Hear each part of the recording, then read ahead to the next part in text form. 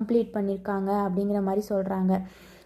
ஊரக குடியிருப்புகளுக்கு rural sanitation சுத்தமாக இருக்கா, இது மாதிரிலாம் பார்த்தோம்னா 100% இண்டிவிஜுவல் ஹவுஸ் ஹோல்ட் டாய்லெட் அது வந்து தமிழ்நாடு வந்து ஃபஸ்ட் ப்ளேஸ். எல்லார் வீட்லேயுமே டாய்லெட் இருக்குது, அதில் வந்து தமிழ்நாடு வந்து ஃபஸ்ட் ப்ளேஸ் அப்படின்னு சொல்கிறாங்க. அடுத்தது ஸ்கூல் சானிடேஷன், ஸ்கூல் எப்படி இருக்குது அப்படின்னா அதில் வந்து தமிழ்நாடு வந்து 3rd பிளேஸில் இருக்குது. இதுக்கான ஒரு திருக்குறள் என்ன, விண்ணின்று பொய்ப்பின் விரிநீர் வியன்கைந்து உள்நின்றட்டும் பசி அப்படிங்கிறதா இதுக்கான திருக்குறள்.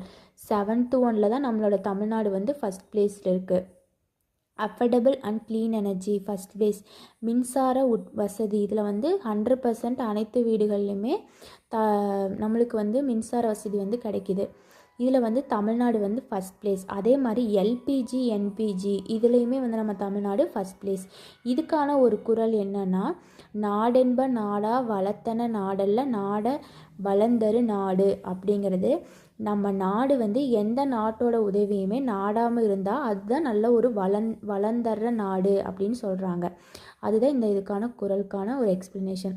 அடுத்தது இந்த இப்போ இதுக்கான ஒரு ஷார்ட்கட் என்னென்னா 7 SDG 7 அப்படிங்கிறத அஃபர்டபுள் அண்ட் க்ளீன் எனர்ஜி அப்படின்னு சொல்கிறாங்க. நம்ம வாரத்தில் 7 நாளுமே எப்படி இருக்கணும், எனர்ஜியாக இருக்கணும். அது அப்படி ஞாபகம் வச்சுக்கோங்க. வாரத்தில் 7 நாளுமே நம்ம எனர்ஜியாக இருக்கணும். அடுத்தது 8 வந்து decent work and economic growth. 8 என்னது, decent work and economic growth.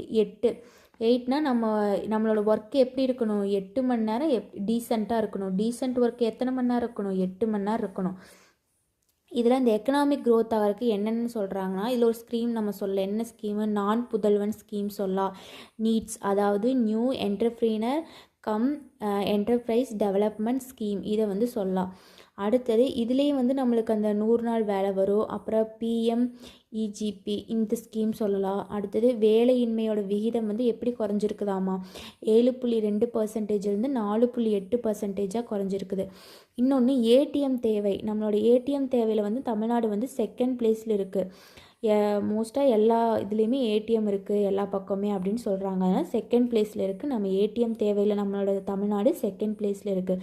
அடுத்தது இந்த PM ஜன்தன் யோஜனா அப்படிங்கிறது என்னென்னா, விமன்ஸ் எல்லாத்துக்குமே இது வந்து சென்ட்ரல் கவர்மெண்ட் கொடுத்ததா. இந்த ஜன்தன் அப்படிங்கிறது என்னென்னா, அக்கௌண்ட் ஹோல்டர் எல்லாருமே பேங்க்கில் அக்கௌண்ட் ஓப்பன் பண்ணணும். அதுதான் இந்த scheme PM Jan Dhan Yojana. Account holder வந்து தமிழ்நாடு வந்து எல்லாருமே வந்து எல்லா விமன்ஸுமே தமிழ்நாட்டில் வந்து அக்கௌண்ட் வச்சுருக்காங்க.